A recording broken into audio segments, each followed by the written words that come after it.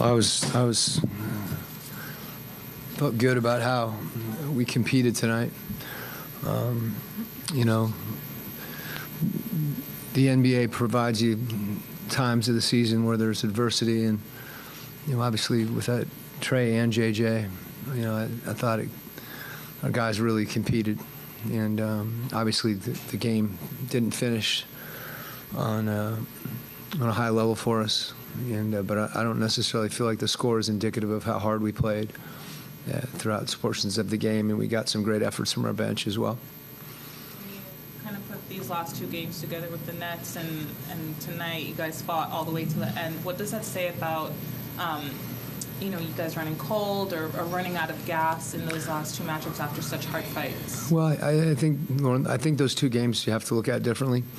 Obviously, the Brooklyn game was one possession, and you know, I thought tonight, you know, our execution, the last 5 minutes of the game, we got outscored by a good margin.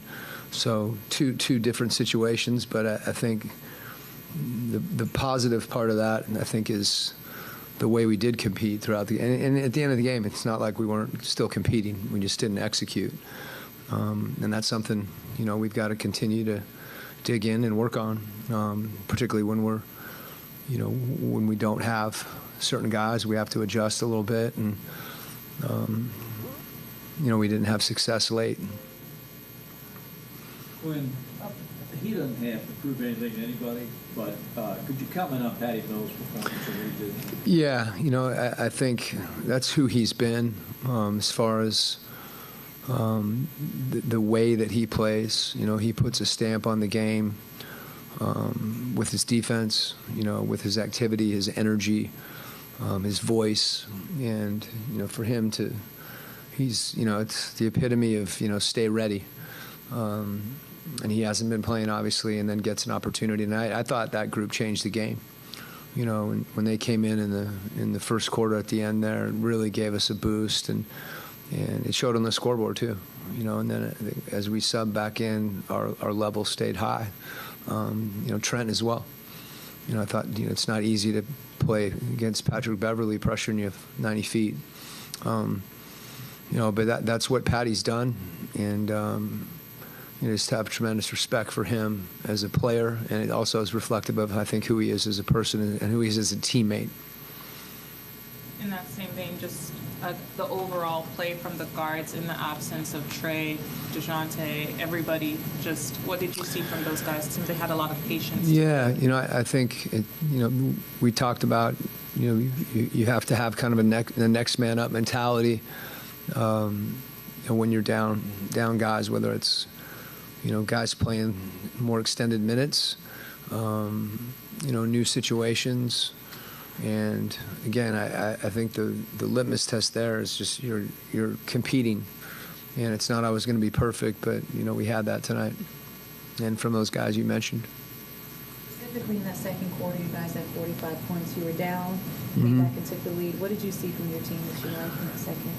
Well, we had some stretches where we got some shots and took them. I think the more aggressive we are with, you know, when we have some space, and a lot of it comes down, again, we know we're getting stops and playing in transition, but you know, that group was really connected, and we're able to generate shots together, created multiple actions, and you know, that makes us harder to guard, and I think it helps us defensively as well.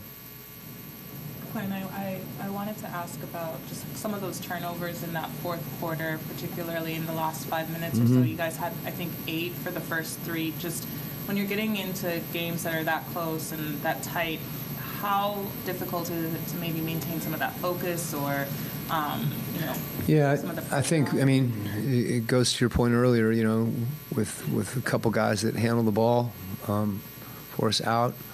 You know, and give credit to Philadelphia. Their pressure, I think, can speed you up, and you know, particularly when the game slows down more, they have more of an opportunity to pressure you. We were trying to continue to run during those stretches, whether it be on makes or misses.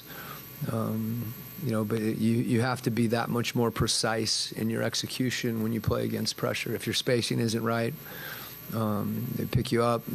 Who takes it out?